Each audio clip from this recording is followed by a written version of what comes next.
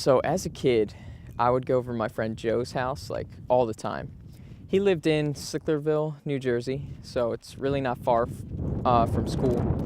And we were about 6 years old, and we'd go play in these woods behind his house. And they were huge, like they went on for like miles and miles. So there were like rivers and creeks inside, like big open areas to like play tag and, all kinds of stuff. So we spent a lot of time there as kids.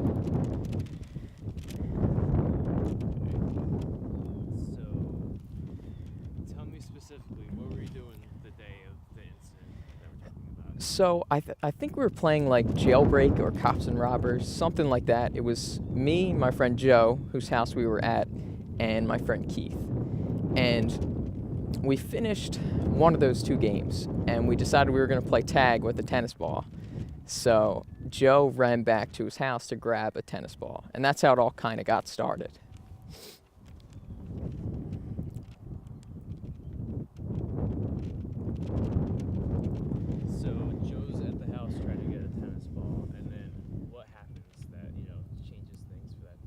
So Joe leaves, about 30, 45 seconds go by, and me and Keith are just sitting there waiting for Joe to get back, just like any other normal day when we'd go grab a toy from the house or whatever.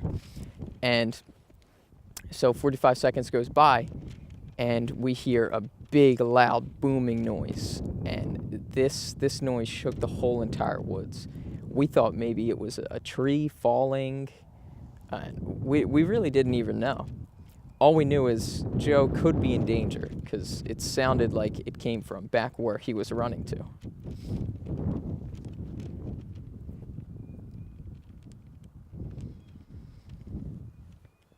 So when you and your friends heard this noise, what did you guys do? All right, so we heard the noise, and we immediately started rushing back to find Joe because we thought he'd been hurt. So we start rushing through trees and branches, trying to get there, running as fast as we can. And we finally see Joe, and he's standing, he's okay. But his back is to us. So we call his name, Joe, are you okay? What happened? And he turns around, and he points to the ground below him. And it's a huge deer, just covered in blood, freshly killed. And we're like, oh my God, what happened? Was this deer shot? Because there's no hunting allowed in these woods. That's why we'd play there a lot. So we were very confused and thankful that Joe hadn't been hit by a bullet. That's pretty much what happened then. So what did you guys think? You guys were just sitting there looking at this dead deer on the ground? Yeah, so we stood there, and for some reason, we didn't just run like we should have. We looked at it, and from behind us, now we're facing like back towards his house, looking down at the deer here, and we see from behind us deeper in the woods, or we hear from behind us like twigs and sticks like breaking as if somebody's walking. And we turn around once we hear that, and we see a hunter, and he approaches us. He doesn't even say anything. And we look at him, and he steps closer. He still doesn't say anything. And then he pulls out a huge hunting knife. And what does he do? So he continues to walk towards us, and finally we wise up a little bit, and we start backing up. We're backing up 10, 15 feet, and he raises the knife up into the air. And we thought this guy was going to kill us. Like, we thought we were about to be murdered in these woods. But he walks up to the deer and grabs it by the head, and he slices its throat, like, right in front of us. And there was just, like, blood everywhere. Like, it was traumatizing, pretty much, for 6-year-old kids. So this guy just sliced open a deer's throat right in front of you. We're all like 6 years old. What did you guys do? We ran immediately. We thought this guy was going to slice the deer and then slice us up. So we just booked it right back to the house. We told Joe's parents what happened. They called the cops and everything.